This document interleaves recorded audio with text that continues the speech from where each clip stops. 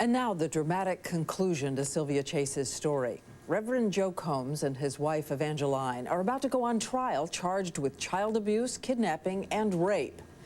And despite everything Esther has been through, prosecutors are not sure they can get a conviction. The case would have come down to Esther's word against the rest of her family had it not been for a totally unexpected break.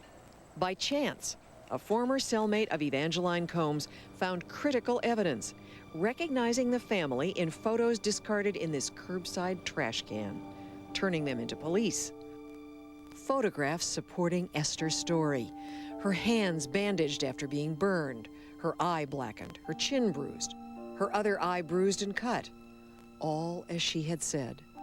And when Joseph and Evangeline Combs walked into court, people who had known them finally began to talk. Did he ever tell you what Esther Combs' purpose was in life? Did Mr. Combs tell you that? He said that God had created her to be a servant, and they were training her to serve. Dozens of people had been interviewed by Detective Richmond, who believes they were afraid to challenge the preacher.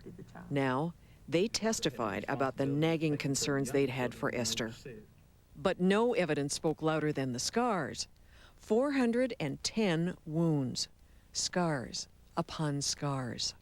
She grabbed my skin with the pliers, twisted it and pulled it out until it took a She grabbed my teeth and shoved them back up in my mouth. And when I looked up, he just cracked the stick over my head and it started bleeding and I fell to the floor. Esther sat, trembling through the questioning, at times shielding her eyes from the gaze of her parents.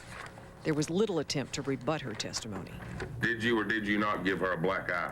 Never. For a few brief hours, Joseph Combs took the stand in his own defense. He denied all of Esther's accusations. I'm bewildered by all of this. I can't get my mind around it. That doesn't make any sense. Evangeline Combs did not testify. The defense team relied heavily on the testimony of the other Combs children, but in the end, it took the jury 3 hours to reach their verdicts.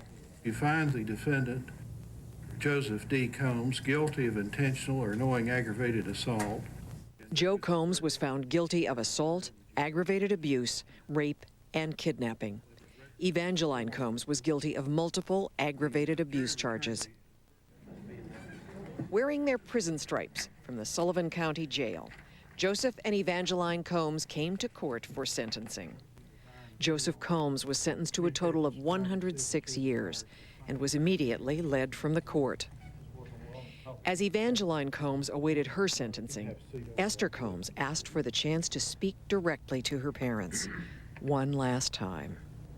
I just wish you could tell me what I did to make you hate me, because I loved you so much, even though you put me through hell, because I told myself you did it because you loved me.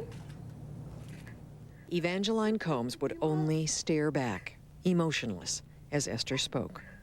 She would soon be sentenced to 65 years in prison. I would have done anything for you. I would have moved mountains if I thought it would make you love me. That's how much I loved you. That's how much you hurt me.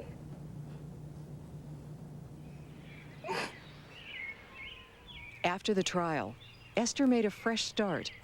Towels and sheets, blankets. Moving into a new apartment last month. How are you? And there are good people around. A boyfriend, Joe Sawyers, who is sharing her new life. There's the joy of a new job and a weekly paycheck from Walmart, where Esther works as a cashier. You're fine. And at 23, Esther is learning how to drive. Joe is a patient teacher.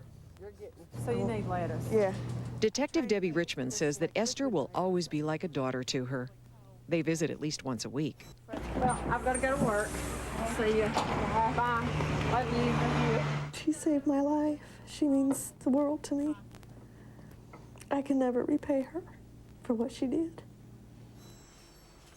It's up to Esther now, who struggles daily with lingering pain and sorrow, and a persistent fear of her father, and longing for the love her mother denied her. The memories are still so fresh. I mean, I smell a certain perfume, and I swear up and down she's behind me.